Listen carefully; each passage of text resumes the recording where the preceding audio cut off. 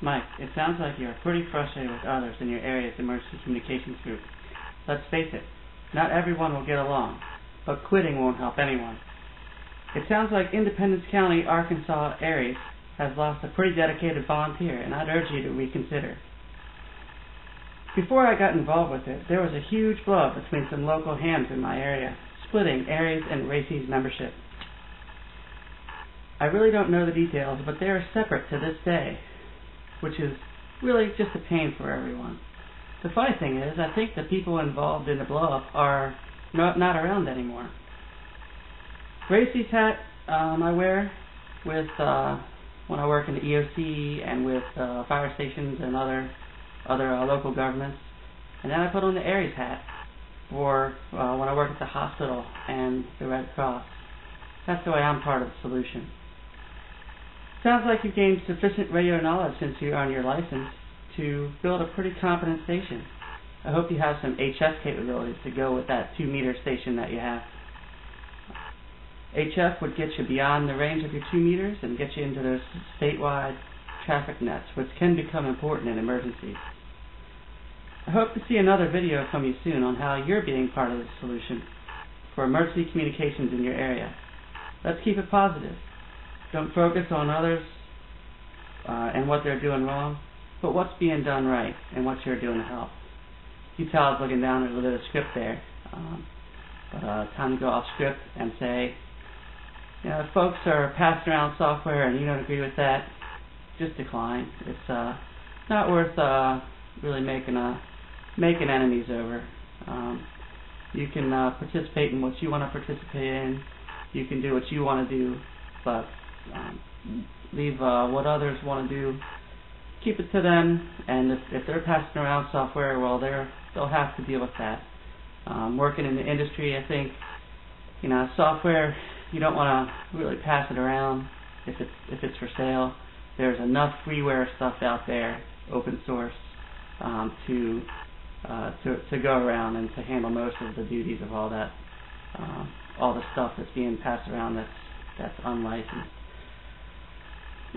You can be part of the solution with your radios. You can be part of the solution with helping out at events. You don't necessarily have to do what these folks tell you. That's a great part about being a volunteer. On the flip side, they don't have to listen to you. That's the way it goes in volunteer organizations. I don't like the way everything runs in Aries and Racy's in my area. I've stepped up to change what I can. I've offered some ideas, some accepted, some not. One thing I don't do is I don't really take it too seriously after outside of events that we're doing and drills and simulations, stuff like that, and any actual activations. I say that with a smile.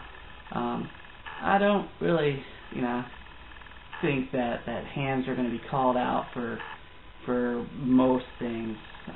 There are some scenarios that I run through in my head that are likely to hurt communications in the area, and they might ask hands to come out to be on standby or to get one emergency office talking to another. But in the grand scheme of things, the governments have spent a lot of taxpayer money on redundant communication systems. They have satellite phones and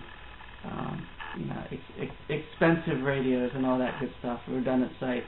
Hands role in emergency communications is going to be for is not what it used to be. Local governments have things figured out. State, federal government have things generally figured out.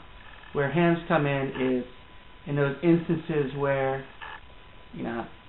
normal communication lines are not active, and the hands are by nature are communicators. They're good at communicating.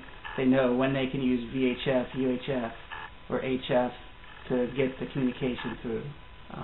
Your regular lay, emergency responder, emergency management personnel, they're less likely to know, that they can't talk to the next city over on their handheld.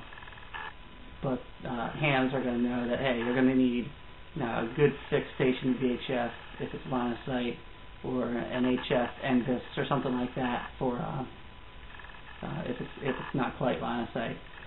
Things like that. Those are the skills that hands bring to the table.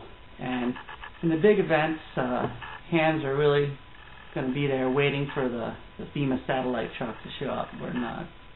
And then hands basically get outmoded, I guess you could call it. But Mike, I hope you reconsider again your leaving Aries there and figure out a way to fit in where you don't fit in, and a way to help your community, help the hands in the area.